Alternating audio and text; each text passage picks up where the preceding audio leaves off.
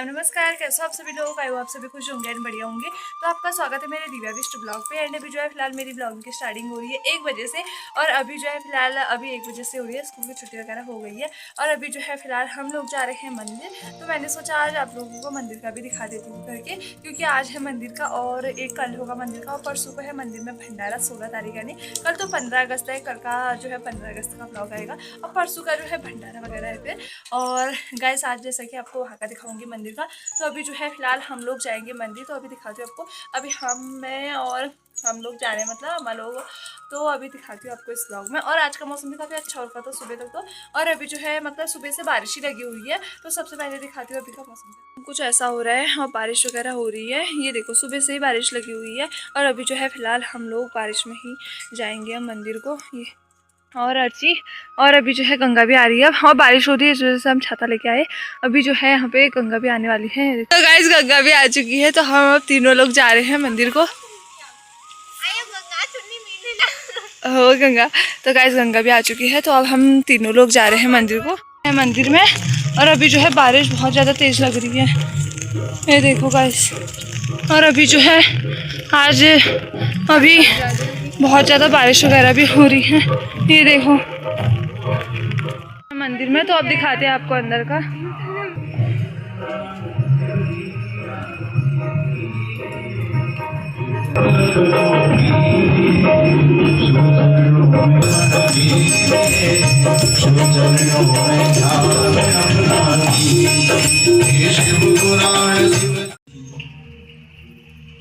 इधर कर लीजिए, करते नहीं करते या घूमना करने होगा, ये बाल्टी पड़ गया होगा उधर पड़ गया कहते हैं सर। मेहमान के सामने कितने तरीके से आते जाते हैं, तो ऐसे ही हम फिर भगवान भागवत भगवान का संबंध क्यों न रहे। इसलिए प्रभु हम उनकी शरण में यह सोच करके अगर हम उनकी शरणागति स्वीकार करते हैं तो परमात्मा हमारी लाज भी रखते हैं। अरे प्रहलाद की लाज बचाई, द्रौपदी की लाज बचाई, अर्जुन की लाज बचाई, हमारी पूरी बचाई। लेकिन हमको उनका जैसा विश्वास तो, हमको उनका जैसा भरोसा तो, हमको भरोसा ही नहीं उन पर, हमको विश्वास ही नहीं। एक बात बताओ, भगवान उसकी लाज रखता है जिसको विश्वास होता है, जिसको भरोसा होता है। हमारे हैं श्री रघुनाथ जी, तो फिर किस बात की चिंता। हमारे साथ श्री रघु भरोसा हुआ है, किस बात की चिंता। शरण में रख दिया जब मात तो किस बात की चिंता। शरण में रख दिया जब मात तो किस बात की चिंता। हमारे साथ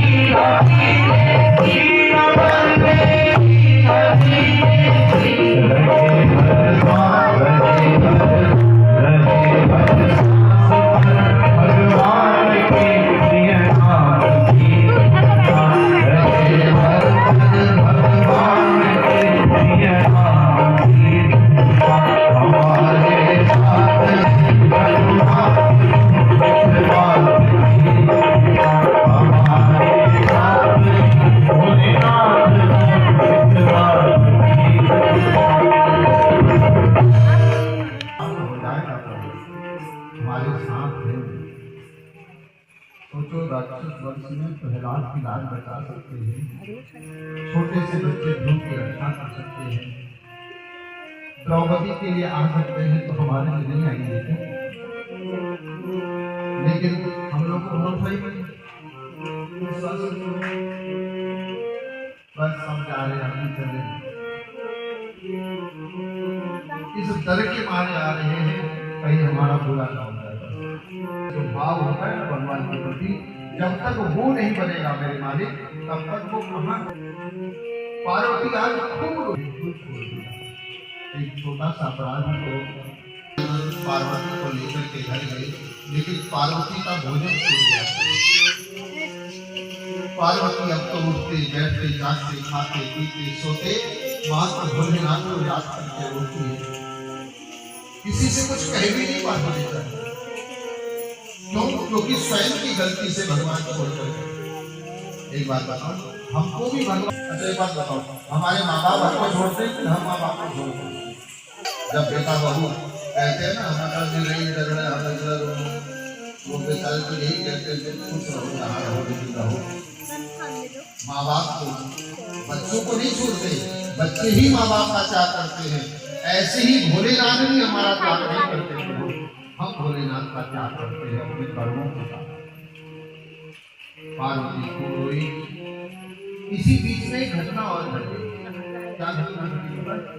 कश्यप ऋषि की 13 पत्नियां हैं, एक अदिति है, एक दिति है। अदिति से देवताओं का जन्म है, दिति से दैत्यों का जन्म है। तो दिति के 49 पुत्रों को इंद्र अपना मित्र बना चुका है, 49 मरुद की है।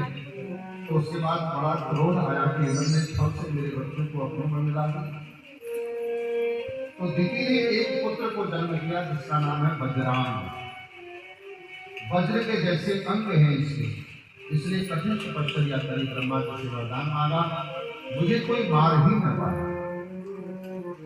ब्रह्मा जी ने कह दिया भाई देख ऐसा तो वरदान नहीं दे सकता, लेकिन तू अजित हो ये कह सकता। तो कहते हैं इसलिए पृथ्वी लोग, पाताल लोग, स्वर्ग लोग, 3 लोग 14 भूलों में आकर किसी को चैन से नहीं मिली। इतना शक्तिशाली है कि देवता को सामने टिक भी नहीं पाता। बाद में भगवान की कृपा से सरस्वती के द्वारा इसकी बुद्धि को ही बदला गया। तो इसकी बुद्धि में स्वयं आया कि लड़ने झगड़ने में क्या रखा है, तो इसने लड़ाई छोड़ दी, फिर ये भगवान का भगत बना। घर परिवार छोड़ करके साधना करने चला गया बजरंगी। तो बजरंगी की पत्नी है बजरंगी। तो बजरंगी के गर्भ से एक पुत्र का जन्म हुआ जिसका नाम है तारकासुर। ये जो तारकासुर है इसने देख लिया कि मेरे पिताजी बड़े बलशाली थे, ऐसा ही बलशाली मैं भी बनूंगा। मेरे पिताजी को 3 लोगों में कोई नहीं जीत पाता था, मैं भी ऐसा ही बनूंगा। ये कथा है कॉलेज से। तो शराबी कबाबी नहीं होना चाहिए। अब पिता अगर गलत होगा तो मिले बाबू जगह बढ़ोतरी। पिता इसलिए श्रेष्ठ होना चाहिए। तो पिता का चलना, पिता का उठना, पिता का बैठना, पिता का बोलना, पिता स्वयं अपने पुत्र के लिए एक मार्ग का निर्माण करता है। तो इसने सोचा जैसे मेरे पिताजी थे मैं भी ऐसा ही बनूंगा। करके अपनी नजरें आकाश की ओर लगा करके 10,000 वर्षों तक साधना करी। एक बात बता रहे, अगर साधना करनी है तो कठिन करनी पड़ती है। 1 घंटा हाथ खड़ा करके कोई खड़ा रह सकता है? ऊर्ध्व बाहु नभो दृष्टि, दोनों हाथ ऊपर कर करके और अपनी दृष्टि को आकाश में टिका करके इसने साधना कर। ब्रह्मा जी प्रसन्न हो गए। ब्रह्मा जी बोले वरम रवि आसमान बेटा क्या करेंगे? बोले अमर हो जाऊं। भगवान ब्रह्मा जी बोले अमर तो हम नहीं है, तू कहाँ से होगा? जो हम खुद नहीं है वो तुम्हें कैसे बना? कुछ और मांग ले। अब ये होना तो अब ही चाहता था, तो इसलिए है तो ईमानदार आदमी। देखो राक्षस बड़े ईमानदार होते हैं, इसलिए घुमा करके वरदान मांगा। सीधे नहीं मांगा तो घुमा के पता है क्या कहता है? कहता है तो ठीक है मरना जरूरी है, तो एक काम करो, मेरे को भगवान शंकर जी का ही बेटा मारे। क्योंकि जानता था सती जी ने देह त्याग दिया, बाबा ध्यान में चला गया। एक बार बैठता है तो 87 साल के बाद उठता है, वो उठेगा नहीं इतनी अंधारी से, और उठ भी गया तो पहले विवाह से इतना दुखी था, दूसरी शादी करेगा क्यों? भाई आदमी पहली शादी से दुखी हो और बड़ी मुश्किल से छूटा हो, सच बता दो कर लो बेटा, तो उनका बेटा होगा और बेटा नहीं होगा तो मरूंगा नहीं, उसने घुमा के वरदान मांगा। लेकिन वो पागल आदमी था ना, जानता नहीं था, होनी तो हो गए। ब्रह्मा जी ने भी कह दिया था खास तो बस अब तो वो समझने लगा कि ब्रह्मा जी मूर्ख हैं, समझ नहीं पाए। मैंने तो घुमा के वरदान मांगा, लेकिन हमको में अमल, क्योंकि मेरे को उनके अलावा कोई मार नहीं सकता शंकर भगवान की बेटी के नाम। फिर तो इसने इंद्रादि देवताओं को बहुत कष्ट दिया, स्वर्ग से भगा दिया, सबको अपना दास बना दिया। इतना भयंकर हुआ ना प्रभु श्री, ये वरुण देवता से पानी भरवाता है, पवन देवता से झाड़ू लगवाता है, अग्नि देवता से चूल्हा जलाता है, लगो सब काम। एक रावण ही हुआ था, एक यही हुआ है। रावण ने हनुमान जी ने उल्टे लटके हुए शनि भगवान को सुलटा किया। तभी तो शनि भगवान ने हनुमान जी से कहा, जो तुम्हारी शरण ग्रहण करेगा उसको मैं कभी दुख नहीं दूंगा। जो शनि भगवान को ठीक पश्चिम में और वायु के कोण में व्याधि, आज के दिन आपको रोग अवश्य होगा, तेरे के जरूर होगा, आज का समस्या होगा, पेट दर्द होगा, तो वो दिशा ही ऐसी है। आज हो शस्त्र मरण पापम भाग्यम तथैव च व्याधि रोग। इसलिए कहते हैं जो व्यक्ति रोगी हो उसको पश्चिम और उत्तर दिशा के बीच के कोने में भूल के नहीं सुलाना चाहिए, रोग नहीं जाता जरूर। रोगी को किस कमरे में अगर चाहते हैं ना जल्दी रोग चला जाए, उसका भी एक स्थान है, उसको भी आप हर कमरे में नहीं सुला सकते। पश्चिम और उत्तर के कोने में अगर आपने रोग आएगा, उत्तर की ओर पुष्टि, संतुष्टि, अपनी कमाई में, अपने आप में, अपनी संपत्ति में, अपने बच्चों में आपको संतोष होगा। लेकिन आज संतोष है ही नहीं, न बच्चों में संतोष, न पत्नी में संतोष, न संपत्ति में संतोष, न कमाई में संतोष है। अंतिम युवा दूसरा भाग है, यही कहते हैं युवा चला ऊपर जहनत है उठा हुआ। अच्छा एक बात बताओ, किसी का बेटा डीएम हो, एमपीएम हो, तुम्हारे किस काम का? आज अपनी संतान पर संतुष्टि नहीं है, क्यों? क्योंकि उत्तर की ओर आपकी आंखें नहीं जाती है। अपनी कमाई में कमाई दूसरे की देखेंगे, बाबू बच्चों पद को नहीं सुंदर कैसा करता है, कमाई में नहीं दूसरे की देखेंगे। अब पत्नी के बारे में तो चाहिए पति कहता है, पत्नी तू देखती हो उसको भाई पैसे लाके आपको घर में उठा तो ला पत्नी पति से कहती है देखो बाबू देखा कैसे लागे घर में,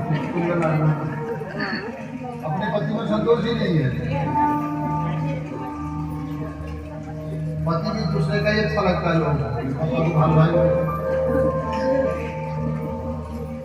इसलिए प्रभु उत्तर की ओर, दक्षिण की ओर सर करके चलिए और उत्तर की ओर आपके आंखें खुले तो संतुष्टि जीवन में आवे, तुष्टि और पुष्टि मिलती है, प्रभु की शांति। ये सब पहले राज है प्रभु, ये तो कभी सत्संग हो और तब ये प्रसंग चढ़े, तब हम इसको सुने, तब काम करें। तो लिखा है प्रातः उत्थाय दिन फलम, ये सुबह उठने का फल है। अच्छा ये श्लोक भी शिव महापुराण का ही है, विद्येश्वर संहिता के सदाचार के अध्याय। तो इसलिए ये है सदाचार। सुबह हम उठे तो हमारी दृष्टि कहाँ हो, हम किस दिशा की ओर मुंह करके बैठे थे। उसके बाद पृथ्वी में सीधे पैर नहीं रखना, पहले पृथ्वी को प्रणाम करना। क्यों? क्योंकि पृथ्वी में हम सब अच्छा प्राप्त करते हैं, लेकिन पृथ्वी कभी नाराज नहीं होती है। नाराज होती है, कितनी गंदगी करते हैं हम लोग पृथ्वी। हम सत्कर्म भी करते हैं, बुरे कर्म भी करते हैं, लेकिन पृथ्वी कभी पलट के जवाब नहीं देती है। इसलिए माँ से पहले प्रार्थना होती है, माँ बिना तेरे हमारा कार्य नहीं चलेगा, लेकिन जो भी उससे गलतियां हो ना आप क्षमा करिए। हमारे उन चीजों को आप देखा करिएगा, क्योंकि पृथ्वी कौन है? भगवान नारायण की पत्नी है, हमारी माँ है, और हमारी माँ हमारे अच्छे बुरे सारे कर्मों को जानती है। हम जो भी करते हैं पर जाति में जाकर के विवाह नहीं करना चाहिए प्रभु, बहुत बड़ा दुष्परिणाम है जो लिखा है शास्त्र में। अगर वो सच है ना, बहुत बड़ा दुष्परिणाम है पिता के लिए भी, माँ के लिए भी, पति के लिए भी जिसने किया है, और होने वाली औलाद के लिए भी। 3 पीढ़ियां बर्बाद हो जाती है गलत जब विवाह करने से। लिखा है पिता को अपने देने लायक बेटा नहीं लगता, श्राद्ध में पिंडदान देगा बाप को मिलता नहीं, जब खुद बनेगा उसका भी पिंडदान उसको मिलने वाला नहीं, और जो औलाद है उसका भी जय जय। क्या कहूँ, बड़ी दुर्घटना निकली उससे। ऐसे लोगों को अपना कल्याण जीते जी करा लेना चाहिए, ताकि मरने के बाद दुर्गति ना हो। क्योंकि आजकल समाज में यही चल रहा सब, क्योंकि बेटा बेटी आजकल पसंद कर रहे होते, कुछ देखते ही नहीं, कुछ समझते ही नहीं इस बातों को, और फिर कर दिया। फिर माँ बाप भी मजबूर है बेचारे, उनको बताए रुपये कर्ज के कर्ज लेके और कर दियो, उनकी भी मजबूरी है। ये सब समझने की चीजें हैं मेरे मालिक। अब ज्यादा इसमें समझ यहाँ से कहीं पर नहीं है, लेकिन आप समझिएगा बात। भगवान चले गए तो भगवान दोबारा फिर आए हाथ में। अब की बार भगवान ब्राह्मण बनकर के, और ब्राह्मण बनकर के जब भगवान आए तो भगवान ने पुनः कहा कि अपनी बेटी का हाथ देखो। 2 बार भगवान क्यों आए, इसके पीछे भी कारण है, और ये सब हमारे जीवन में घटता है। अब क्योंकि आज हम अगर इन कथाओं को विस्तार से कहते हैं, कई बार लोग कहते हैं आजकल जी हमने इसी तरीके से तरीके से विलाप किया करो, इसलिए अभी भी समझो अपने हिसाब से विवाह किया करो। बेटा बहू लानी है तो भी चीजों का ख्याल रखा जाए, बेटी देनी है तो भी ख्याल रखा जाए, ताकि उनका भी परिवार आनंद से रहे और हम लोगों को भी कोई दुष्परिणाम न मिले। फिर यहाँ पर समझाया हिमालय को, जब हिमालय को 2 बार आए ना भगवान, तो हिमालय ने तो तुरंत कह दिया, क्योंकि वो बूढ़े ब्राह्मण के रूप में आकर के कह दिया। एक प्रश्न आप लोगों से पूछूं, लेकिन उत्तर की अभिलाषा हमसे न रखे गए, तब तो पूछे नहीं तो पूछे ही क्यों भाई।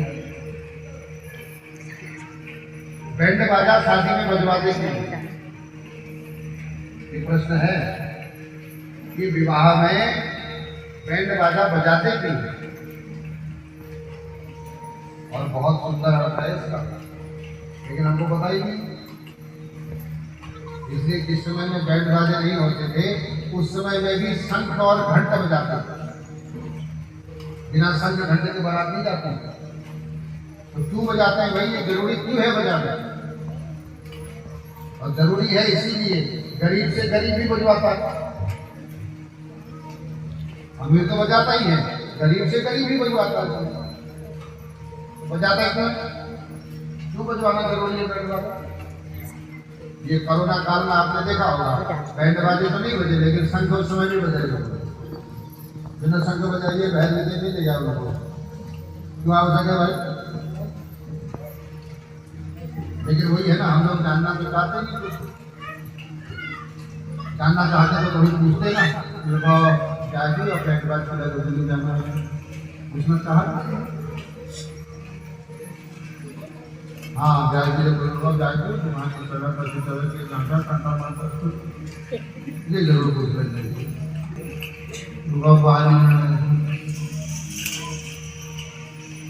फालतू बाकी बातों के लिए बहुत हमारे पास समय होता है, लेकिन जो जानना है उसके लिए समय नहीं।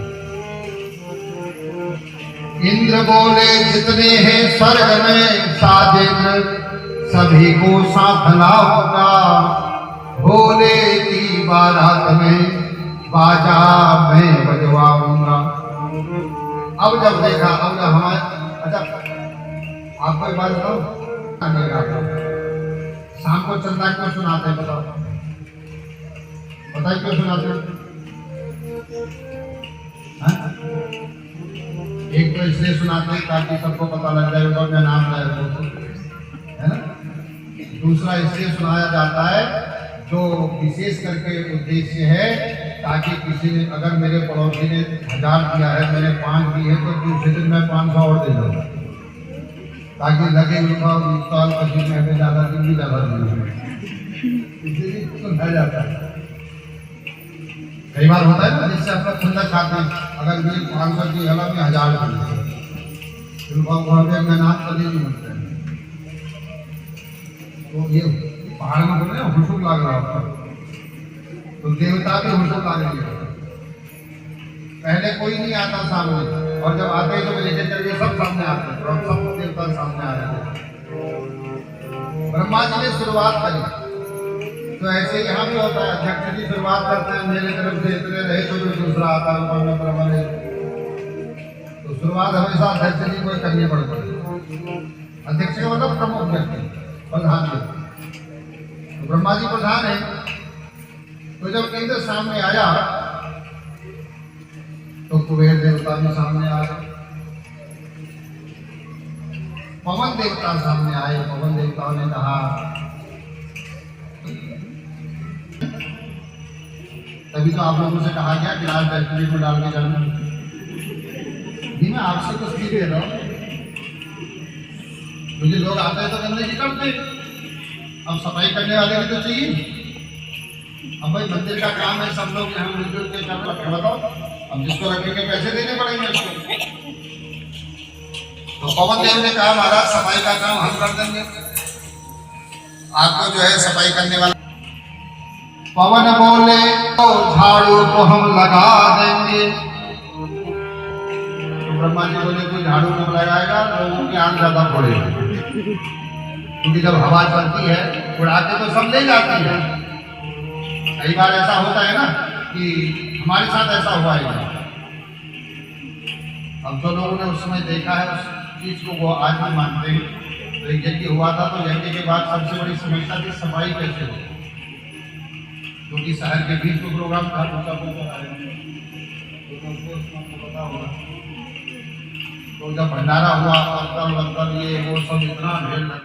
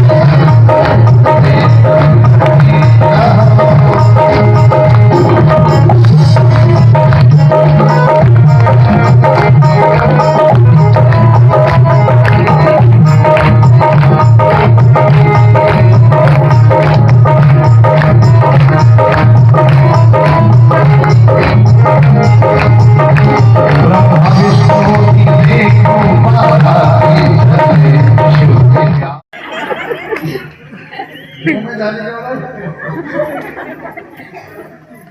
भाई जब आदमी देखेगा उधर पैसे को डालेगा इधर तो कहाँ जाएगा। कई बार ऐसा होता नहीं होता वो फिर वो जिसके डाला वो कहता है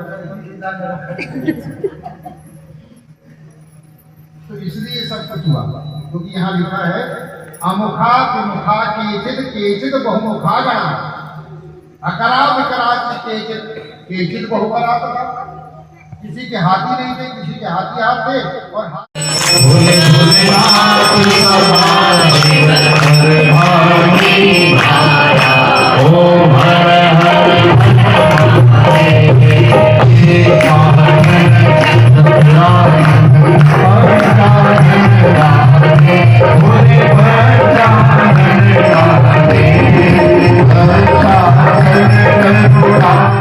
और ओम तद्ब्रह्माय विद्महे महादेवाय धीमहि तन्नो रुद्रः प्रचोदयात् हेवन्दिका भुवनजम्